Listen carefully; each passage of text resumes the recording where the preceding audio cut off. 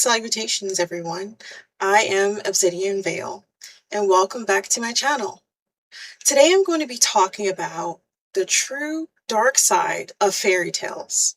So, when you think about fairy tales, most people typically think maybe a little bit of a lesson and a fantasy background where the characters always have a happy ending. However, the origins of fairy tales typically don't have such a positive ending, but lessons are meant to be taught through fairy tale. Fairy tales were not originally written to comfort children as they are today. They were warnings about hunger, jealousy, power, sexuality, and even survival. The magic in these stories make them memorable, but the darkness of them makes them quite powerful. Today I'm going to be covering 5 fairy tales that are pretty common. Most of you heard of these stories through Disney, but the truth behind all of them actually has a dark side.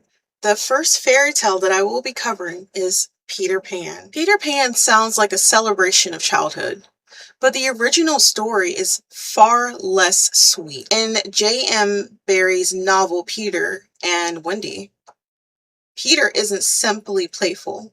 He is emotionally detached. He forgets people easily. He replaces Wendy without hesitation once she grows up. Neverland is not a safe paradise. It is a suspended world where children do not mature, and that means they never fully develop empathy or responsibility. Now think back to the original Peter Pan cartoon. There was a scene that I found actually pretty disturbing as a child, where Wendy was attacked by mermaids. And I never quite registered it as a child because I'm a child. I don't understand this. They look like they're trying to kill her. Are they joking or are they not? Of course, Peter Pan jokes in this scene, saying, oh, they're just trying to play with you. And the mermaids are just like, we're just trying to drown her. I'm like, whoa, they're trying to kill Wendy and Peter is okay with this? When the mermaids try to drown Wendy and Peter laughs, it reveals something unsettling. He does not fully grasp danger or loyalty. He enjoys attention and chaos, but he cannot offer protection. The deeper darkness in Peter Pan is psychological. It is about the cost of refusing to grow up. Immortality comes at the expense of emotional depth. Quite a while ago, I heard this theory from someone talking about the dark side of fairy tales. And I heard that Peter Pan was actually like the angel of death for children, and that's why the Lost Boys never grew up, and that Captain Hook was trying to wake them up from limbo. From reality, he was an adult trying to say, hey, you're caught here. He's not actually trying to save you. The Lost Boys were not allowed to leave Neverland. That's another sign of the tale of darkness there as well. The next fairy tale is Cinderella. Cinderella is often told as a rags to riches romance, but older versions are brutally physical. In the Grimm telling, the stepsisters cut off parts of their own feet to fit into the slipper. Blood fills the shoes. Later, birds peck out their eyes as punishment. Beneath the violence is a historical reality. In earlier centuries, a girl's survival depended heavily on marriage and inheritance. If her father died and a stepmother controlled the household, her status could collapse overnight. She could become unpaid labor in her own home. Cinderella is not just a fairy tale about love. It is about economic vulnerability and the narrow pathways available to women. The magic is wish fulfillment, layered over very real social instability. Now, when it comes to the Disney cartoon, you can see the cruelty about this and the lesson in it, I guess. But for something like that, that would be beyond a woman's control during that time. And you have the evil stepsisters who are actually, I feel like, victims of the mother who taught them to be that way. And you can see in other later movies of Cinderella that was more the case. And they were all trying to survive. And I believe the evil stepmother just didn't go about it the right way. And in that time period, yeah, it was really rough on women back then. And it sucked for Cinderella, but it wasn't a happy ending, really. This one is, her end is not quite as gruesome as the other ones. However, what the sisters did just to secure the match with the prince is really gruesome in itself. The next fairy tale is Snow White. Snow White carries even darker undertones. In the Grimm version, the queen orders Snow White's heart and lungs so she can eat them. The threat is not only jealousy, it is displacement. In monarchies, youth and beauty were political power. When a younger woman emerged, an older one could lose influence. Snow White's glass coffin creates a strange image of suspended girlhood, preserved but powerless. The punishment at the end is extreme. The queen is forced to dance in heated iron shoes until she dies. The tale is not gentle.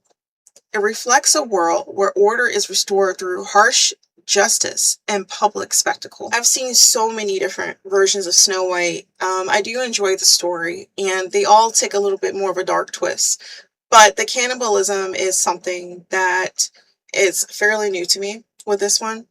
And I definitely saw it as a tale of what jealousy can really do, how ugly it can turn, how jealousy can even kill in some instances. Now, for me, I understand both sides of the story. While the evil queen definitely had extreme measures to deal with Snow White, I can understand as women age, especially in older society, that they are viewed as useless and not as important as someone who's much younger. And then someone who's younger and naive is often taken advantage of fairly easily.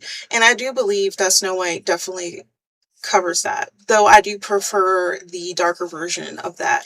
The next fairy tale is The Little Mermaid. The Little Mermaid, written by Hans Christian Andersen, is heartbreak disguised as fantasy. The mermaid gives up her voice and endures constant pain to gain human legs. Every step feels like knives. The prince marries someone else. She is offered one last chance to save herself by killing him, but she refuses. Instead of a wedding, she dissolves into sea foam. The story mirrors Andersen's own experience of unreturned love. Transformation does not guarantee reward. Sacrifice does not obligate reparation.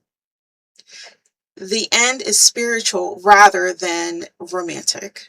She becomes a spirit of the air, striving for a soul over centuries. It is longing without fulfillment. Now let's think about the modernized version of The Little Mermaid. There has been the cartoon version, and then there's also been a live action one, which unfortunately I have not seen yet, but is on my list. It kind of, even before I looked into the dark part of this, I kind of already felt The Little Mermaid was wrong. She gave up her life for a man. Okay, and it's not just a man she knew very well. It's someone she idolized, and he didn't know her very well either. But of course, in the Disney version of it, they make it work out between them. But there was a point where she almost lost him to Ursula. And Ursula could, in a way, represent the other woman that he does actually choose to marry. Versus the Disney version, where she eventually wins over Prince Eric's heart. But the other woman, does she represent Ursula? The next and last fairy tale is Little Red Riding Hood. Little Red Riding Hood began as a cautionary tale about predators. In Charles Perrault's version, there is no rescue. The wolf eats her, and that is the end. The red hood symbolized puberty. The forest represented vulnerability. The conversation in the bed is coded with adult danger. Perrault even closes the story with a moral warning to young girls about charming strangers. It was not about woodland creatures. It was about social survival.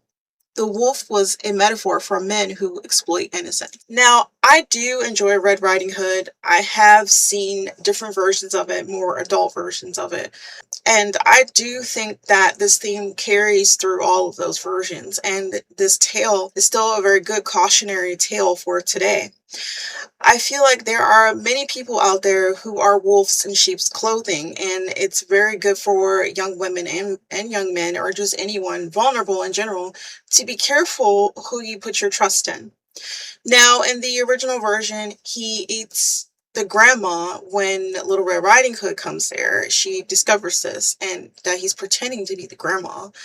And they end up, there were a couple of versions that I've heard.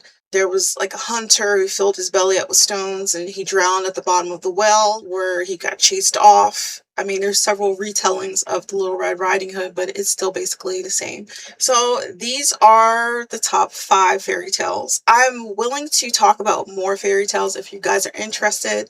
Please let me know in the comments down below. And what do you think about this? What's your favorite fairy tale? What version do you prefer? The darker version or the lighthearted, fun, magical version? Thank you for watching, everyone. I will see you soon.